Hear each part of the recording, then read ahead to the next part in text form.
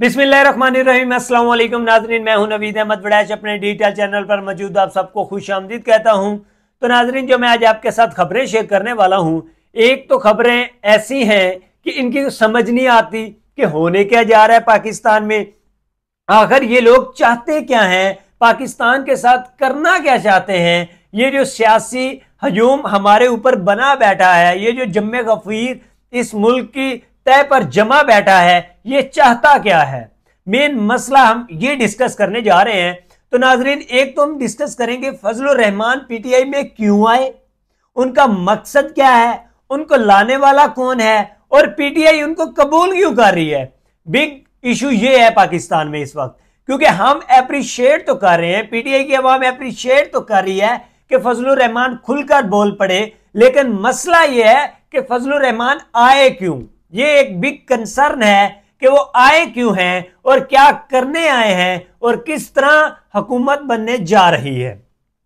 उसके बाद अगली खबर है, जनाब इमरान खान साहब ने जो वजीर आजम मुंतखब किए हैं उनको डिस्कस करेंगे। और इसके बाद जिस शहजादे को इस मुल्क की सतह पर बिठाने के लिए लंदन से लाया गया था, वो शहजादा अब क्या करने जा रहा है, उस शहजादे की पार्टी में क्या डिस्कशन हो रही है, उस शहजादे की पार्टी में क्या होने जा रहा है, ये बहुत जरूरी है।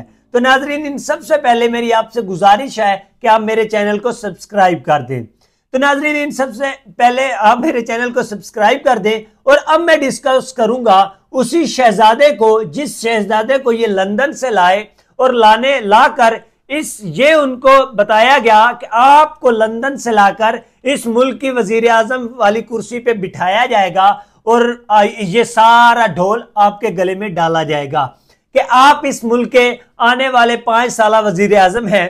तो जब वो शहजादा लंदन से पाकिस्तान आया तो आते ही उनके हाथ में सिर्फ एक कबूतर ही बैठाया गया, उसके अलावा उस शहजादे को कुछ ना दिया गया। उस शहजादे को ये लगता था ये 2011 है, 2014 है कि मुझे इक्तदार में बैठा दिया जाएगा, इलेक्शन होंगे, ये चुप करके मुझे इक्तदार उस्मा की कुर्सी पर बिठा देंगे।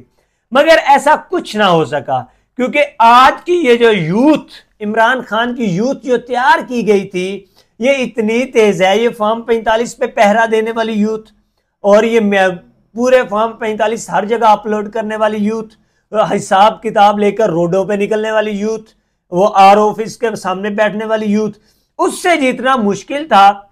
लेकिन नवाज शरीफ को लगता था कि ये यूथ से मैं बहुत बालातर हूं, मैं निकल जाऊंगा। तो इमरान खान, नवाज शरीफ को चंद सीटें देकर कहा गया कि अब हुकूमत बनाओ, और फिर इनके साथ लाकर पीपी को बिठा दिया गया, वो चोरी शुजात लोगों को बिठा दिया गया। और 100 सीटें तो ऐसी हैं जिसे अदालत में अभी तक केस लड़ा जा रहा है, जिसके रिलेटेड वो कुछ बकाया उधर जाएंगी, कुछ इधर जाएंगी। तो नवाज शरीफ को ये कंसर्न था, ये डर था कि मैं इक्तदार में आ जाऊंगा, महंगाई का सारा जो ढोल है वो अपने गले में डाल लूंगा, 1 साल उसे बजाऊंगा और 1 साल बाद फिर अदम एतमाद आएगी और ये फिर गिरा देंगे मेरी हुकूमत को। ये डर था नवाज शरीफ को और ये उसके पेट में बहुत बड़ा डर है। उसके बाद उन्होंने ये डिसाइड किया कि हम हुकूमत बनाते हैं और उसमें वजीर आजम बनाएंगे मियां मोहम्मद शहबाज शरीफ, जिन्होंने 16 महीने इस अवाम को तंग किया, बल्कि अपने वो लैपटॉपों के ही दलासे दिलवाए और जिस तरह जलील करके रख दिया है ना इस अवाम को शहबाज शरीफ ने 16 माह की हुकूमत में। और उसके बाद उन्होंने अपनी शहजादी मरियम नवाज को वजीर आला पंजाब मुंतखब किया। वो इसलिए मुंतखब की गई कि इंतकाम की सियासत हम करेंगे और बदले लेंगे। एक बात मैं आज कह दूं कि अगर मरियम नवाज वजीर आला पंजाब बनती हैं तो ये पीटीआई का बच्चा सुन ले कि उसको घरों से उठाया जाएगा। हर वो बच्चा जिसकी आईडी पे पोस्ट भी होती है, कोई भी इमरान खान के रिलेटेड, उसे उठाया जाएगा अगर वजीर आला मरियम नवाज बनती है पंजाब। तो ये बात अपने ज़हन नशीन कर लें कि अगर वजीर आला मरियम नवाज हुई तो कोई खैर की खबर नहीं है, इंतकाम की सियासत एक दफा दोबारा जोश पकड़ेगी। उसके बाद नाजरीन, बन गया प्लान लंदन का वापसी का। जवेद लतीफ साहब की ये स्टेटमेंट है कि नवाज शरीफ की तबीयत खराब है, और वो दोबारा सोच रहे हैं लंदन जाने के बारे में। तो जब वो दोबारा सोच रहे हैं लंदन जाने के बारे में, तो इट्स मीन कि अदम एतमाद, हुकूमत गिरने का खतरा, इसलिए वो इक्तदार में नहीं बैठे। तो ये सारा डर लिए नवाज शरीफ दोबारा रवानगी पकड़ने के लिए तैयार बैठे हैं। इसके बाद जो कि इमरान खान ने अपने वजीर आजम मुंतखब किए हैं उमर अयूब साहब, और वजीर आला पंजाब के लिए उन्होंने बताया है कि दूसरा मोहम्मद असलम साहब को। ये एक बड़ी अच्छी खबर है अगर इन लोगों को वजीर आजम के लिए लाते हैं, क्योंकि शेर अफजल मरवत, लतीफ खोसा साहब और ये लोग इस काबिल नहीं हैं कि इनको इन ओहदों पर बिठाया जाए, और पाकिस्तान के ऊपर वो कंट्रोलर ही कह सकते हैं कि इनको लाया जाए, ये इस काबिल नहीं है। ये इमरान खान का एक बहुत अच्छा मैसेज था। उसके बाद नाजरीन हम आ जाते हैं मौलाना फजलुर रहमान, तहरीके अदम एतमाद के सरबराह रहने वाले, सदर बनने वाले, 16 पार्टियों को लीड करने वाली शख्सियत ने जब अगले दिन ही बैठकर ये कहा है कि ये सब कुछ करवाने वाले जनरल बाजवा हैं, तो ये एक पीटीआई के लिए खुशखबरी साबित हुई कि उन्होंने कहा जी कि हमने तो ये पहले ही कहा था। जब आपने पहले कहा था, पहले कुछ नहीं कहा हुआ, अब कहा तो अब क्या कर लोगे? आप कुछ नहीं कह सकते। ये सिर्फ आप सियासियों का एक बहाना है कि अपनी स्टैब्लिशमेंट को निशाना बनाकर पार्टी के अंदर पार्टी बदल जाना। जब आप अपनी स्टैब्लिशमेंट को, अपने निगरानों को, फॉर एग्जाम्पल अपनी सिक्योरिटी को आप कंसर्न करते हैं, ब्लेम करते हैं, देन आप खुद को कमजोर करते हैं। आपने जनरल बाजवा का नाम ले लिया, फजलुर रहमान, आपको पीटीआई ने एक्सेप्ट कर लिया।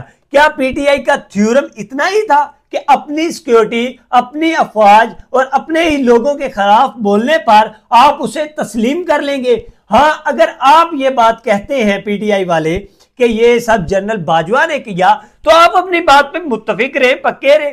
आप उस एक ऐसे शख्स को जिसको सीट नहीं मिली, वो ब्लेम, उधर की रंजिश लेकर ये एलिगेशन लगा रहा है जनरल बाजवा पर, और आप ये ढोल पूरे सोशल मीडिया पर बजा रहे हैं और ये कह रहे हैं कि हमने तो सच कहा था। तो इसका मतलब आप बड़े सियासतदान नहीं हैं पीटीआई वाले। बड़ा सियासतदान तो मौलाना फजलुर रहमान निकला, जिसने ये सियासी पत्ता चल दिया, एस्टेब्लिशमेंट का नाम लेकर, जनरल बाजवा का नाम लेकर उसने आपकी जोली में आ गया, आपकी पार्टी में शामिल हो गया, और आपने उसे सर आंखों पे बिठा लिया। इमरान खान ने जेल में बैठकर कह दिया कि मौलाना फजलुर रहमान से आप बैठकर बात करें, उनकी बात सुने, उनको शामिल करें, उनके ओपिनियंस ले, उनके आइडियाज ले।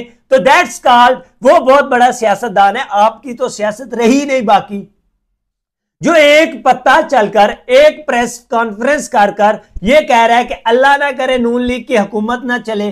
16 पार्टियों को लीड करके तहरीके अदम एतमाद लाने वाली शख्सियत जब ये कह रहा है कि अल्लाह ना करे वो वाली हुकूमत ना चले नून लीग की, और ये सब कुछ हमसे जो करवाया गया है वो जनरल बाजवा ने करवाया है, तो जब वो ऐसा कहकर आपकी जोली में आएगा, अपनी सिक्योरिटी फोर्सेस को आपको भी उसके खिलाफ करेगा, खुद भी उसके खिलाफ बोलेगा, तो आपकी 80% जनरेशन जनरल बाजवा या अपनी सिक्योरिटी फोर्सेस के खिलाफ बोलेंगी। तो क्या पाकिस्तान मजबूत सतह पर खड़ा होगा?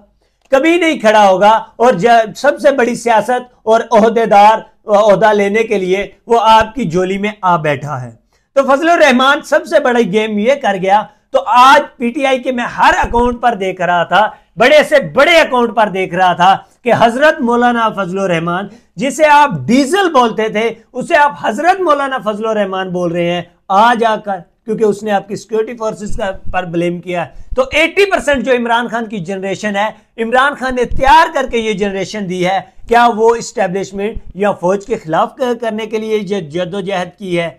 और आज आपकी ये तमाम ये जो तस्लीम कर रहे हैं, तो वो इस वजह से तस्लीम कर रहे हैं। तो खुदारा अपनी सिक्योरिटी फोर्सेस को ब्लेम ना करें, और जो शख्स आपकी सिक्योरिटी फोर्सेस को ब्लेम करता है उससे इनकार करें। तो नाजरीन, आज के लिए इतना ही। अल्लाह हाफिज, अपना ख्याल रखिएगा।